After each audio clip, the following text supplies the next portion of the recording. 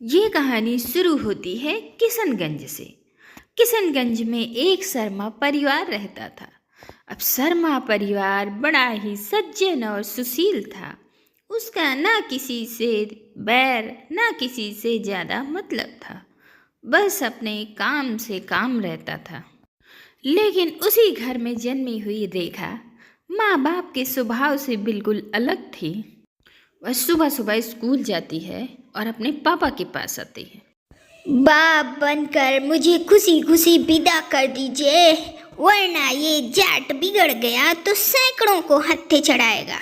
अच्छा, खुद की चड्डी बदलना तो आता नहीं और डायलॉग बाजी कर रही है। अरे नहीं मम्मी, ये 2.5 किलो का हाथ अगर किसी पे पड़ता है ना तो वो आदमी उठता नहीं, उठ जाता है। हाँ हाँ, चल बड़ी हीरो बन रही है, चल अब जा स्कूल, देरी हो रही है। अब ये थी हमारी बिटिया रेखा के बचपन की एक झलक। अब सभी को ये लगता था कि समय के साथ साथ रेखा में समझदारी और गंभीरता आ जाएगी। लेकिन कौन जानता था कि रेखा आगे चल के ऐसा भी करेगी। अब रेखा उम्र के साथ साथ और भी ज़्यादा उजट होती गई। हर रोज वो बाहर किसी न किसी से पंगे लिया करती थी। अब जैसे जैसे समय गुजरने लगा, अब हमारी रेखा हो गई 25 साल की। फिर एक दिन वो अपने कॉलेज से गुस्से में चली आ रही थी। अरे ये पेड़े वाले के बेटे को बुद्धि नहीं है क्या? उसको पार्किंग के लिए कहीं और जगह नहीं मिली जो मेरे घर के बाहर गाड़ी पार्क कर देता है। अरे रेखा, तू तो हमेशा घोड़े पर ही सवार रहती है। अरे इतना गुस्सा भी अच्छा नहीं है। अभी अभी तो आ रही है, बैठ पानी पी। क्या बैठूं मम्मी, इन मोहल्ले वालों ने तो जीना हराम कर रखा है। अरे आज को वो हमारे घर के बाहर गाड़ी खड़ी कर रहे हैं, कल को घर के अंदर आकर बैठेंगे तो क्या तुम उनको घर का हिस्सा भी दे दोगी? इतना चुप रहना ठीक नहीं है माँ। तभी रेखा के पापा मनोहर लाल जी इतनी चिल्लम चिल्ली सुनकर अपने कमरे से बाहर आ जाते हैं। अरे क्या हो गया, इतना चीख क्यों रही है? अरे कुछ नहीं जी, बस हम आपस में बातें कर रहे थे। क्यों रेखा? पापा, अगर आज ये हमारे घर के बाहर से बाइक नहीं हटी ना तो हम इस बाइक में ही आग लगा देंगे। पापा, आप तो किसी से कुछ कहते ही नहीं हैं, इसी कारण हम यहाँ तक पहुँचे हैं। अरे ये रेखा ना सभी चीज की ज्ञाता है, अब इसे सब कुछ पता है तो इसे ही देख लेने दो। अब रेखा पेड़े वाले की पत्नी को फोन करती है। भाभी, गलती से आपके बेटे ने हमारे घर के बाहर गाड़ी पार्क कर दी है। और भाभी, ऐसा वो पिछले 1 महीने से कर रहा है, तो आप अपने बेटे से कहिए कि वो हमारे घर के बाहर से बाइक हटा ले। अरे क्यों भाई, तुम्हारे घर के अंदर तो नहीं लगाई है ना? और अगर तुम्हें मना ही करना था तो 1 महीना पहले ही मना कर देते, आज अचानक से कैसे याद आया? देख लीजिए पापा, किसी को उंगली पकड़वाओ तो वो पूरा हाथ पकड़ने की कोशिश करता है। देख लिया ज्यादा सीधा होने का नतीजा। आज देखो कैसे बात कर रही है उसकी माँ। अब तो इस निर्मला के परिवार की बम तो मैं लगा के रहूंगी। अब निर्मला अपने परिवार को लेकर रेखा के घर के बाहर आके तमाशा करने लग जाती है। रेखा, तू घर के बाहर नहीं जाएगी। अरे तेरी इज्जत हमारे हाथ में है, उन्हें जो बोलना है बोलने दे। पर रेखा कहाँ रुकने वाली थी, उसे तो लड़ाई झगड़े काफी ज्यादा पसंद थे। अब वो गुस्से से दहाड़ती हुई बाहर पहुंचती है। अरे मैं चीर दूंगी, फाड़ दूंगी, एक एक को जलाकर राख कर दूंगी। अरे निकल जाओ अपनी बाइक लेकर यहाँ से, नहीं तो बाइक जला दूंगी। ना तू रहेगा न तेरी बाइक रहेगी। न तलवार की धार से न गोलियों की बौछार से, रेखा झुकती नहीं कभी बोलियों की बौछार से। अब रेखा की इस तरह की दहाड़ने की आवाज़ से पूरा मोहल्ला शांत हो जाता है और अब शकुंतला अपनी बेटी रेखा की इस बढ़ती हुई उम्र को देखकर उसके लिए लड़का तलाशने लगती है। पर हर बार रेखा किसी न किसी बहाने से हर रिश्ते को मना कर देती और उसका गुस्सा बढ़ता ही गया। अब रेखा के इस उजड़ व्यवहार से उसके लिए रिश्ते भी आना कम हो जाते हैं।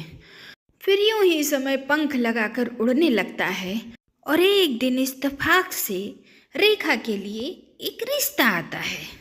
मैं तेरे आगे हाथ जोड़ती हूँ बेटा, शादी तक तुम अपना मुंह बंद रखना, वरना ये जो तेरी जुबान है ना, ये तेरी शादी होने ही नहीं देगी। बड़ी मुश्किल से ये रिश्ता आया है, अब ये हाथ से निकलना नहीं चाहिए बेटा। बस बस तुम शादी तक मुंह बंद करके रखो, उसके बाद जो करना है वो करना। अब अपनी माँ की बात मानकर रेखा चुप रहती है और उसकी शादी भी हो जाती है और वह एक बहू बनकर अपनी ससुराल चली जाती है। फिर गृह प्रवेश के वक्त, अरे द्वार छिकाई की रस्म तो करो लड़कियों। अरे बहू, तुम अपनी ननद को पैसे दो तब वो दरवाजे से हटेंगी। फिर रेखा अपने पर्स से 5,000 रुपये निकाल कर अपनी ननद को देती है। बस 5,000 रुपये? लगता है माँ बाप ने पैसे देकर नहीं भेजा है। वो भी आप जैसे मेहमान हो तो 200 की जगह 250 की प्लेट तो हो ही जाती है आंटी जी, तो पैसे बचे भी तो कहाँ से। अब आपको प्लेट में 10 तरह की डिशेज चाहिए और पैक कर कर भी ले जाना होता है। अब इतनी खातिरदारी करने में खत्म हो गए पैसे। हाय हाय माधुरी, तेरी बहू है कि कैंची, इसकी जुबान तो बहुत चलती है। माफ़ कीजिएगा आंटी जी, मैं आपके घर की बहू बन के आई हूँ ना, इसलिए आप बच गई, वरना अगर ये किसी और के साथ हो रहा होता तो आप मेरे हत्थे चढ़ जाती। अब ससुराल में भी रेखा अपना ये रौद्र रूप दिखा ही देती है। अभी रेखा को आए कुछ घंटे ही हुए थे कि उसकी माँ डरते हुए उसे फ़ोन करती है। अरे बेटा, अपने मायके की इज्जत बचा के रखना। हाँ, अगर कोई दो बात बोल भी दे तो सह लेना। अब जो अच्छे से रहेगा उसके साथ अच्छे से रहूँगी मम्मी, अगर कोई ज़्यादा सांडपट्टी दिखाएगा तो मुंह तोड़ दूंगी उसका। देखिए जी, ये लड़की तो हमारी जिंदगी बर्बाद करके ही रहेगी, मानती ही नहीं। अब रेखा की माँ रेखा को बहुत समझाती है, पर रेखा तो सुनने वालों में से थी ही नहीं। अब रेखा सुबह उठकर सारे काम करती, बड़ों को इज्जत देती, अपने पति की सेवा करती, पर जहाँ भी उसे गलत दिखाई देता वहाँ वो बरस पड़ती थी। अब यूँ तो ससुराल वालों को रेखा पसंद थी, लेकिन मोहल्ले वालों को ज़्यादा राज नहीं आ रही थी। फिर रेखा एक दिन रसोई में काम कर रही थी और माधुरी अपने सहेली से मिलने जाती है। अरे अपनी बहू को तूने सर पे चढ़ा रखा है माधुरी, देखा है तूने मेरी बहू को कैसे चुपचाप रहती है, एक शब्द भी मैंने उसके मुंह से निकलते हुए नहीं सुना है। एक बार मोहल्ले में बोलने की कोशिश की थी तो मेरे बेटे ने थप्पड़ मार के उसका मुंह बंद कर दिया था। और एक तू है, जरा अपने बेटे से कहकर इसकी जुबान पे लगाम लगवा। अब ये सारी बातें रसोई में खड़ी रेखा सुन लेती है। जो बातें आप कह रही हैं ना आंटी जी, पता है उसे क्या कहते हैं? क्या कहते हैं? आने दे तेरे पति को, चिल्लाइए मत, वरना इस मामले को यहीं रफा दफा कर दूंगी।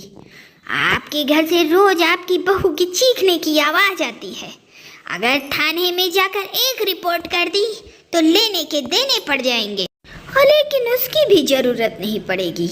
अब आपका केस मेरे हाथों में आ गया है, ना तारीख, ना कोर्ट, ना कचहरी, ना सुनवाई, सीधे इंसाफ होगा। अब पड़ोसन पुष्पा घबरा जाती है और सीधा अपने घर के लिए रवाना हो जाती है। फिर इसी तरह कुछ दिन बीत जाते हैं। फिर एक दिन रेखा देखती है कि उसकी ननद सुनीता चुप चुप सी रहती है। फिर एक दिन रेखा अपनी ननद से इस बारे में बात करती है। मैं जब कॉलेज की तरफ जाती हूँ तो एक लड़का मुझे बहुत परेशान करता है भाभी। समझ में नहीं आता क्या करूँ। घर पर आकर अगर इस बात की भनक भी लगी ना तो ये लोग मेरा कॉलेज जाना बंद करवा देंगे। इसीलिए मैं किसी को कुछ नहीं बताती। अरे तो डर क्यों रही है? डरेगा तो वो लफंगा। चल मेरे साथ, आज मैं उसकी खातिरदारी करके आती हूँ।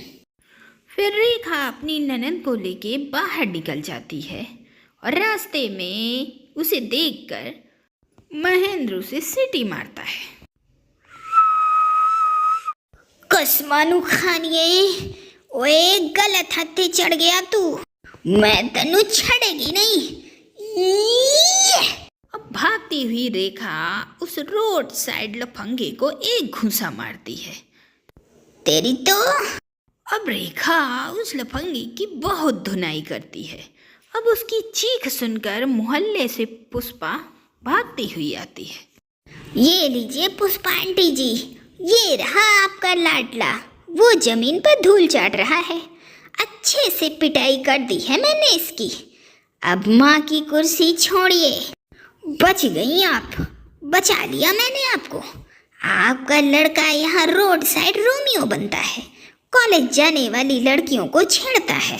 फिर सभी आसपास वाले वहां जमा होकर रेखा की तारीफ करते हैं और पुष्पा और उसके बेटे को खरी खोटी सुनाते हैं। फिर रेखा की सास उसकी ननद से कहती है, डरना नहीं बेटा, अपनी भाभी जैसी बहादुर बन। ना गलत सहना, ना गलत देखना।